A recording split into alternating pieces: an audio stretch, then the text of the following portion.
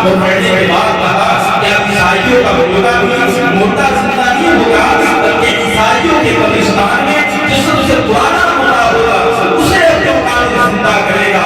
دونوں امتیں محمدیہ بھی ہیں اور عیسائی عیسیٰ علیہ السلام کے بھی جاننے والے ہیں. عیسائی اس کے اشارے سے جس سفارش کے لیے کسی اور کو قبول کر لیا ہے، کسی اور کا سلیکشن کر لیا ہے، وہ سے آدم کے فیضان سے عروج ملتا ہے، تنزل کی طرف کبھی انسان نہیں جاتا ہے.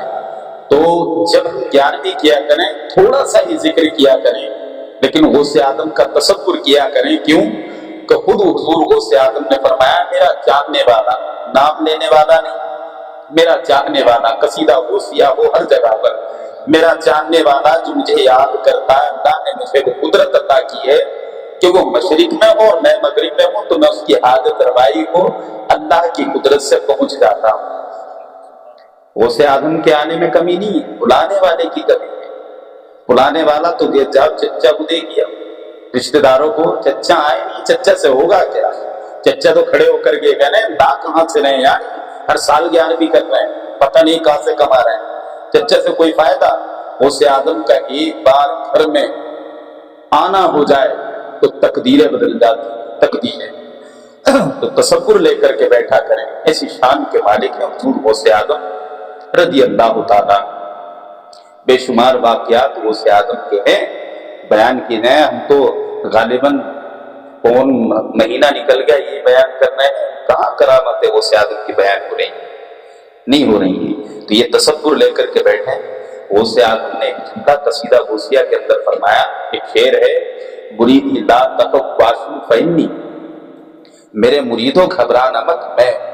اور اتنا بڑا جملہ بولنے کے لیے نا بڑا جگر چاہیے، طاقت ہونی چاہیے.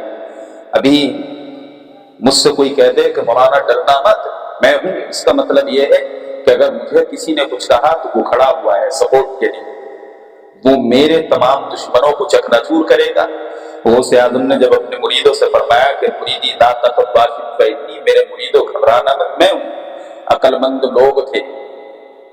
ہاں حضور غوث آدم سے عرض کی حضور کیا ہے آپ؟ جانتے تھے کہ غوث آدم ہے عبد القادر ہے. کہا حضور کیا ہے؟ غوث آدم دلوں کے تصور کو پڑھ لیتے. غوث آدم نے دل کے حالات کو پڑھ کے کہا کہ تیری جہاں تک رسائی ہے اس سے بڑھ چڑھ کر کے اس سے بالا کر دوں گا. اللہ نے مجھے وہ شان عطا کی ہے. کہا حضور بتائیں تو صحیح، آپ نے کہا میرے مریدوں گھبرانا مت میں ہوں، کیا ہے آپ؟ کہا دنیا میں جو میرے نقش قدم پر چلے گا، جو میرا چاہنے والا ہوگا، اسے دنیا میں کسی چیز کا غم نہیں ہوگا. چاہنے والا، نام لینے والا نہیں. ہم نام لیتے ہیں صرف چاہتے نہیں. چاہت وہ ہوتی ہے کہ جو چاہت جس سے کرتا اس کی ادائیں بھی اپنے دل میں ہوتی ہیں. غوث آدم نے 40 سال عشاء کے وضو سے فجر کی پڑھی. یہاں غوث آدم کا نام لینے والا نماز چھوڑتا، چاہنے والا 40 سال عشاء کے وضو سے فجر کی نہ پڑھے لیکن فجر کی ضرور پڑھ لے گا. چاہت یہ چیز ہوتی ہے، ضرور پڑھ لے گا. غوث آدم رضی اللہ تعالیٰ عنہ نے کہا، ارشاد فرمایا کہ تیری چاہت سے بڑھ چڑھ کر دنیا میں گھبرانا مت. دل ہی دل میں خیال آیا، بڑا خوش ہوا کہ دنیا سے بچ گئے.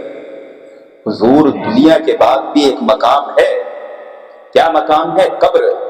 کہا حضور قبر میں سنا ہے کہ 70 گز زمین کے اندر پھنس جاتا ہے گرزے میں، اور فرشتوں کے گرزوں سے بڑا ڈر لگتا. غوث آدم نے فرمایا عشق کی ڈوری کو مضبوطی کے ساتھ میرے بتائے ہوئے شریعت کے راستے پر عمل کر کے قبر میں جا، میں وہاں بھی تیری رہنمائی کروں گا. اللہ نے مجھے کو قدرت دی. شرط کیا ہے؟ چاہت کو برقرار رکھنا. عقل مند تھا کہ قبر سے بھی نجات مل گئی. کہا حضور میزان میں اعمال تولے جائیں گے، وہاں کیا ہوگا؟ غوث اعظم فرماتے ہیں عشق کی ڈوری کو مضبوطی سے پکڑنا، میرے بتائے ہوئے احکامات اور میرے بتائے ہوئے راستے پر پابندی سے گزر کر چلا جانا، میزان پر بھی میں تیری مدد کے لیے وہاں بھی ہوں.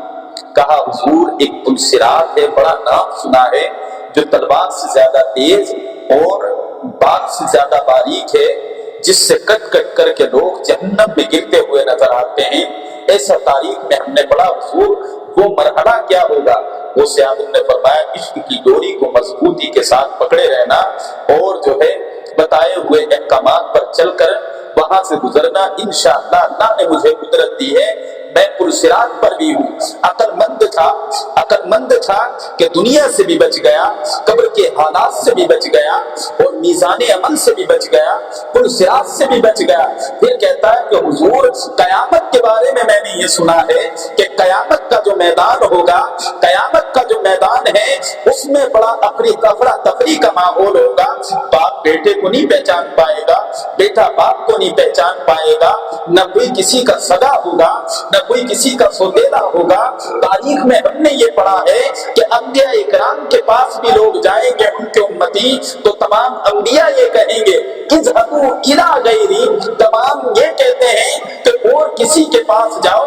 حضور ایسے پرفتن ماحول میں کیا ہوگا؟ تو غوث اعظم فرماتے ہیں اس کا جواب جب میرے نانا نے حضرت اویس کرنی کی بارگاہ میں اپنے صحابہ کو بھیج کر امت کے لیے مغفرت کی دعا کے لیے کہا تھا، تو جب اپنی ماں کی خدمت اور اللہ کی بندگی کے بعد جب اویس کرنی نے سجدے میں سر رکھ کر رب سے امت محمدیہ کی مغفرت کے لیے دعا کی تو اللہ نے فرمایا کہ آدھی امت کی مغفرت تیری سفارش سے کی جائے گی۔ اس وقت اویس کرنی نے کہا پروردگار عالم پوری امت کی مغفرت کیوں نہیں؟ تو مسجد میں عشاء کی نماز پڑھیں اور جتنے نمازی وہ تالا بند کر دیں کہ جتنے نماز پڑھنا ہے وہ کھانا کھاؤ۔ پہلے شرابی نہیں ہوتے تھے، پہلے جواری نہیں ہوتے تھے، نشیڑی نہیں ہوتے تھے،